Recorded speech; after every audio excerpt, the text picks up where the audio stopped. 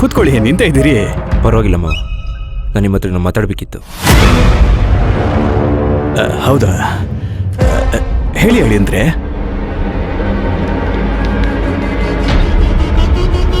ಅಯ್ಯೋ ಅಳಿಯಂದ್ರು ನಾನೇ ದುಡ್ಡು ಕಟ್ಟಿದ್ದೀನಿ ಅಂತ ಎಲ್ರಿಗೂ ಹೇಳೋದಕ್ಕೆ ಬಂದಿದ್ದಾರೆ ಅಂತ ಅನ್ಸುತ್ತೆ.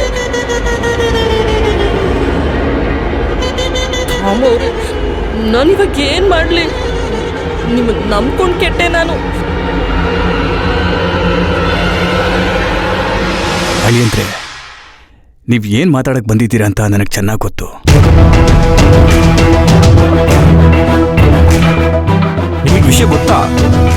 ಗೊತ್ತು. ಅಳಿಯಂದ್ರೆ, ನಮ್ಮಿಂದ ತಪ್ಪಾಗಿದೆ. ಅದಕ್ಕೆ ನಾನು ಮಾತ್ರ ಕ್ಷಮೆ ಕೇಳ್ತೀನಿ.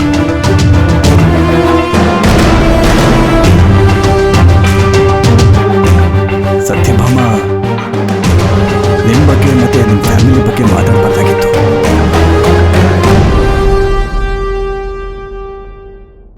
ನೀವು ದೊಡ್ಡ ಮನ್ಸು ಮಾಡಿ ಕ್ಷಮಿಸ್ಬಿಡಿ ಅಳಿಯಂದ್ರೆ. ಅಯ್ಯೋ ಮಾವ, ನಾ ಬಟ್ಟೆ ಶಾಪಲಾಗಿದ್ದ ತಲೆಗೆ ಹಾಕೊಂಡಿಲ್ಲ. ಈಗ ಅದಕ್ಕಿಂತ ದೊಡ್ಡ ಅನಾಹುತ ಆಗಿದೆ. ತಲೆನೇ ಹೋಗುವಂತ ವಿಷಯ.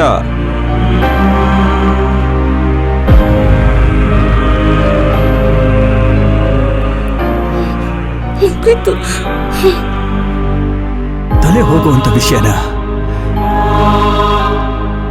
ಅಂಥದ್ದೇನಾಯ್ತು ಅಳಿಯಂದ್ರೆ? ಬಟ್ಟೆ ಅಂಗಡಿಲಿ ನೀವು ನನಗೆ 8 ಲಕ್ಷ ದುಡ್ಡು ಕೊಟ್ಟಿದ್ರಿ ಅಲ್ವಾ? ಹೌದು, ಕೊಟ್ಟಿದ್ದೆ. ಆ ದುಡ್ಡನ್ನ ನಾನು ಬ್ಯಾಗಿಗೆ ಹಾಕಿ ಚೇರ್ ಮೇಲೆ ಇಟ್ಟಿದ್ದೆ ತಾನೆ? ಹಾ ಹೌದು, ಚೇರ್ ಮೇಲೆ ಇಟ್ಟಿದ್ರಿ. ಸೀರೆ ವಿಷಯಕ್ಕೆ ಜಗಳ ಆದ್ಮೇಲೆ ನಾನು ಆ ಬ್ಯಾಗ್ನ ಅಲ್ಲೇ ಬಿಟ್ಟು ಬಂದಿದ್ದೆ. ಆಮೇಲೆ ಸ್ವಾಮಿ ಕೇಳಿದೆ, ಅವನು ಗೊತ್ತಿಲ್ಲ ಅಂದ. ಮನೇಲಿ ಕೇಳಿದೆ, ಅವರು ತಗೊಂಡಿಲ್ಲ ಅಂದ್ರು. ಶಾಪ್ನವ್ರು ಕೇಳಿದೆ, ಎಲ್ಲ ಕಡೆ ಹುಡುಕ್ತೆ ಎಲ್ಲೂ ಸಿಗ್ಲಿಲ್ಲ. ಅಯ್ಯೋ,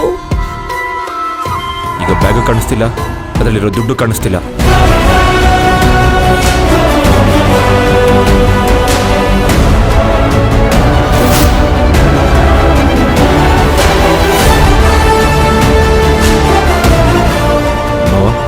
ನೀವೇನಾದ್ರೂ ಅದು ತಗೊಂಡ್ರ?